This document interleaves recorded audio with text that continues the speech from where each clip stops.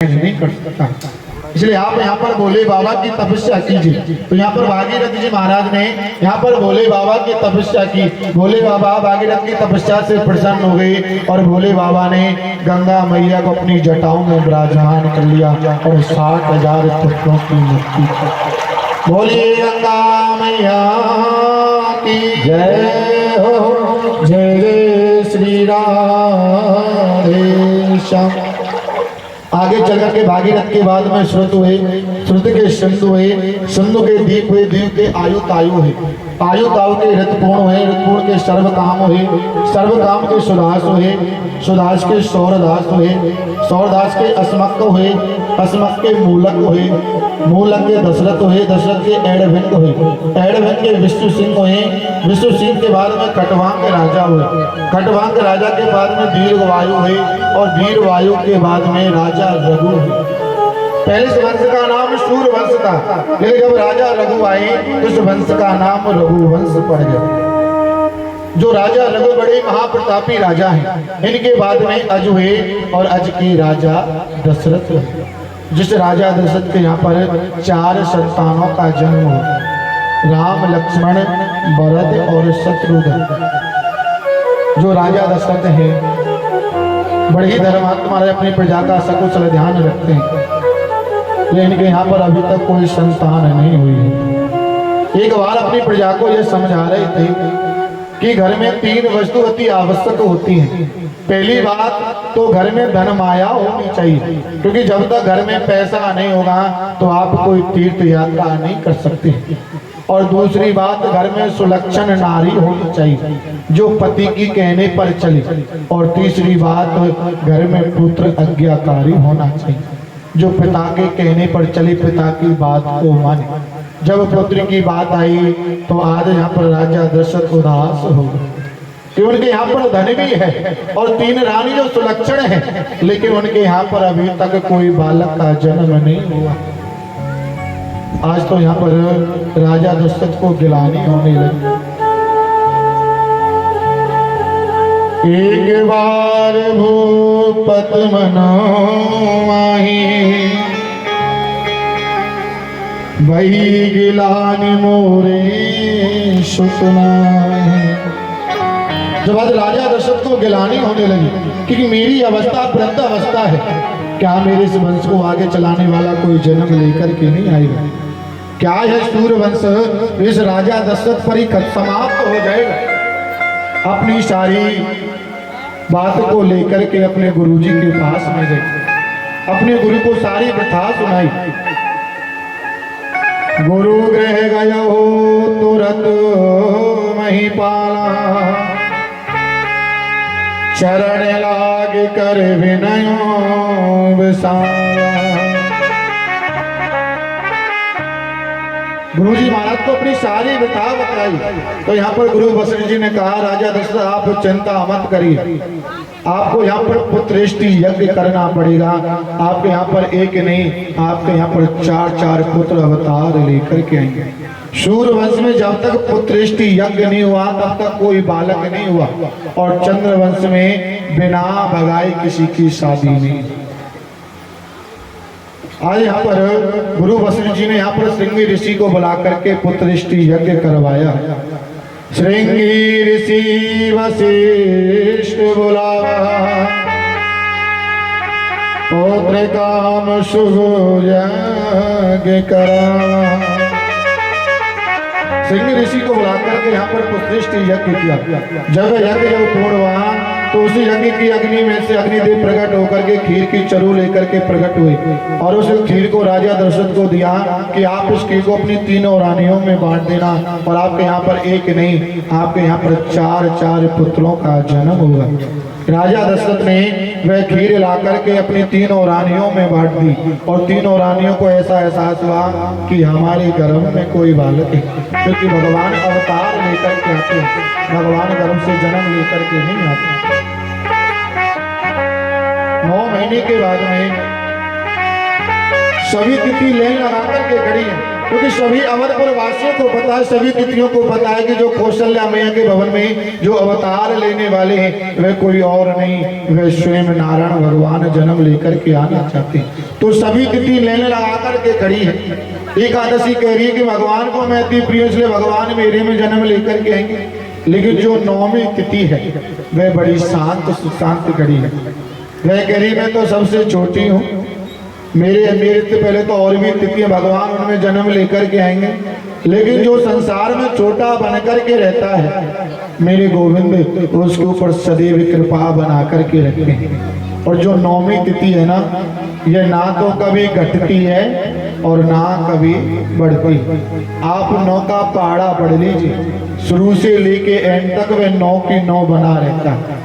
9 एक 9, 9 दूनी 18, 8 और 1 9, 9 तिया 27, 7 और 2 9, ऐसे शुरू से लेके एंड तक ये 9 की 9 बना रहता है। इसलिए नौवीं तिथि ना तो कभी घटती है और ना कभी बढ़ती है। नौमी तिथि मधुमास पुनीता,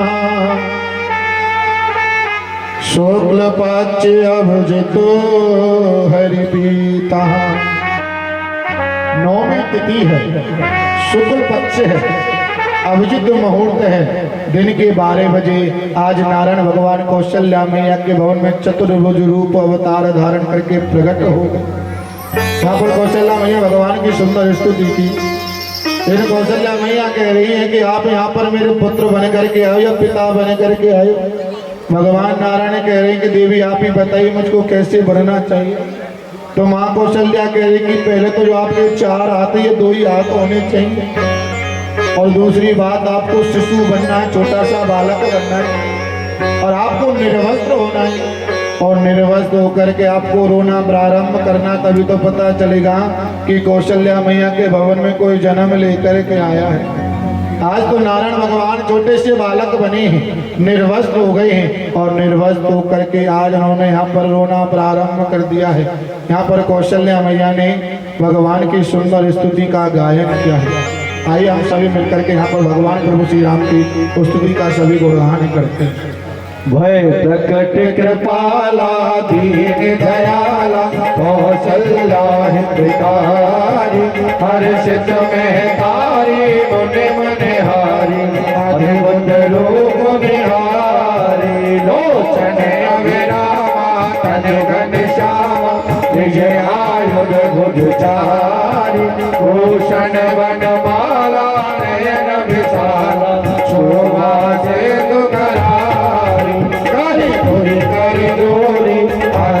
तोरी कहीं विधि करो अनंता, आया गुण ज्ञानाधीश अपाना, वेद पुराण गणलता, सुख सागर सब गण आगर, जय राम चतुष्टा, सोम महित लागी जन अनुरागी, भयउ प्रकट श्री कलता, निकाया निर्मित माया, रोम रोम प्रतिवेद कहे, मन उर सोवागी है रुखागी, गुणक देर मग करन रहे, उपका जग ज्ञाना प्रभु मुस्काना, वेद विद कीन जाए, कही कथा सुहाई बात बुझाई, जय प्रकार सुख प्रेम रहे, माता पुण्य बोली सोमत डोली, तजहु दात रूपा, की जैसे सुशीला प्रियशीला, वह सुख परम अनुपा, सुन बचत सुजाना रोदन दाना, कोई बालक सुर रूपा, जय चरित जगावई हरिपद पावई, तेरा परम भगरूपा, विप्रधन सुर शांत हितो, लीन मन जे अवतार, निरिच्छा निर्मित तनो, माया गुनो गोपाल। यहाँ पर कौशल्या हैं भगवान की सुंदर स्तुति की। जब दासी ने यहाँ पर आज कौशल्या मैया के भवन से रोने की जब आवाज सुनी है तो वे दासी तो दौड़ करके राजा दशरथ के पास में गई, महाराज आपके यहाँ पर एक पुत्र का जन्म है गयो है। दूसरी दासी दौड़े दौड़े, महाराज आपके यहाँ पे दूसरे पुत्र को जन्म है गयो हो।